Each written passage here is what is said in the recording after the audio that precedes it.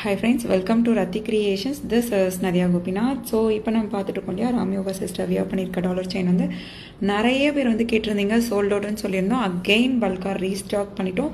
யாரெல்லாம் கேட்டிருந்தீங்களோ பார்க்கும்போது ஸ்க்ரீன்ஷாட் எடுத்து ஆர்டர் ப்ளேஸ் பண்ணிக்கோங்க. அவங்க வியர் பண்ணியிருக்கிறது வந்து 32 inches 1550 வரும். 26 inchesலையும் அவைலபிள் இருக்குது.